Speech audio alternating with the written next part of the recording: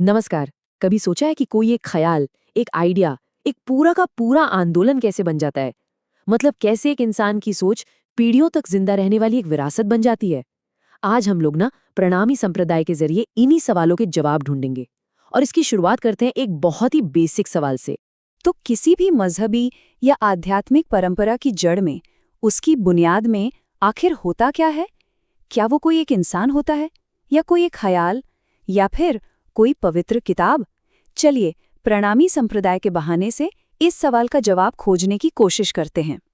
देखिए, हर बड़ी परंपरा की कहानी ना अक्सर एक इंसान से शुरू होती है।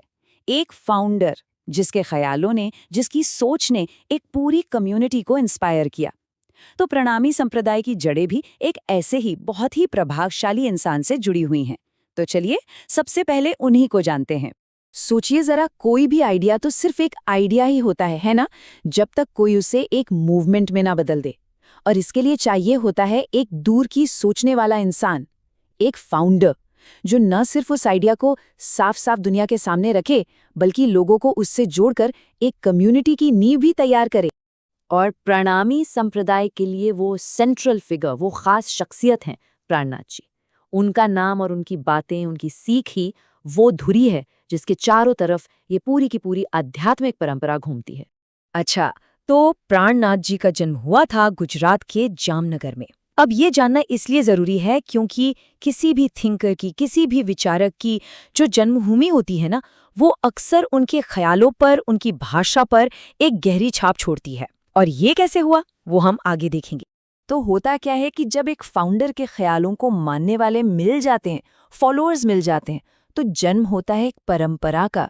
तो चलिए, प्राणनाथ जी से अब हम आगे बढ़ते हैं और बात करते हैं उनके बनाए हुए प्रणामी संप्रदाय की, जो उनके विचारों का ही एक जीता जागता रूप है। तो आखिर ये प्रणामी संप्रदाय है क्या? सीधी सी बात है, ये प्राणनाथ जी के जरिए शुरू की गई वही आध्यात्मिक परंपरा है। मतलब उनके फॉलोअर्स की एक कम्युनिटी और उनकी सीख का एक प्रतीक जो आज भी जिंदा है। यहाँ सबसे कमाल की बात तो यही है कि कैसे एक इंसान का आइडिया एक पूरे के पूरे संप्रदाय को जन्म दे सकता है। अच्छा, अब एक फाउंडर के विचार और एक कम्युनिटी को पीढ़ियों तक जिंदा रखने के लिए उन्हें सहेजना, उन्हें संभाल कर रखना भी तो जरूरी है। बस यहीं पर एंट्री होती है एक पवित्र ग्रंथ की, एक होली बुक की, जो उस परंपरा के बेसिक प्रिंसिपल्स को एक जगह पर जमा करती है और लोगों को रास्ता दिखाती है। और प्रणामी संप्रदाय का वो पवित्र ग्रंथ है कुलजम संग्रह। मतलब इस परंपरा की जो भी फिलॉसफी है, जो भी आध्यात्मिक सिद्धांत हैं, उनका मेन सोर्स यही किताब है। और यहाँ एक बहुत दिलचस्प बात है, ये ग्रंथ जो है ये गुजराती भाषा में लिखा गया है। अब देखिए, ये फैक्ट हमें सीधे सीधे प्राणनाथ जी के जन्म स्थान जामनगर से जोड़ता है ना? ये एक परफेक्ट एग्जाम्पल है कि कैसे एक फाउंडर की जड़ें, उसकी जबान, उसकी पूरी विरासत को एक शक्ल देती हैं। तो ठीक है, हमारे पास विचार आ गए, एक किताब भी आ गई, लेकिन किसी भी परंपरा को जिंदा रखने के लिए सिर्फ इतना काफी नहीं है। कुछ जगहों की भी जरूरत पड़ती है ना? ऐसे सेंटर्स जहां फॉलोअर्स इकट्ठा हो सकें और अपनी आस्था को प्रैक्टिस कर सकें। तो प्रणामी संप्रदाय के दो मेन सेंटर्स हैं। इसका जो प्रधान पीठ यानी मेन सेंटर है, वो है मध्य प्रदेश के पन्ना में। ये इसका मुख्य आध्यात्मिक केंद्र है। और इसके अलावा राजस्थान के जयपुर में भी इसका एक बहुत जरूरी पीठ है। तो चलिए, अब तक हमने जो भी कुछ समझा है ना, उससे एक साथ जोड़कर देखते हैं।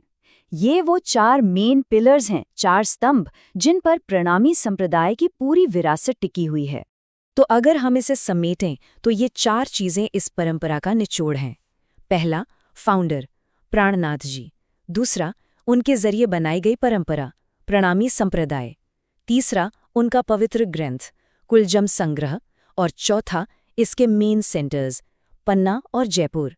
बस ये चारों मिलकर ही एक पूरी विरासत बनाते हैं। और ये सब हमें वापस हमारे पहले सवाल पर ले आता है, लेकिन अब एक नए नजरिए के साथ, कि कैसे एक इंसान का आइडिया, एक फाउंडर, एक परंपरा, एक ग्रंथ और कुछ सेंटर्स के जरिए पीढ़ियों तक जिंदा रहता है। ये एक ऐसा सवाल है जो हर बड़ी विरासत की जड़ में, उसके दिल में छिपा हुआ है।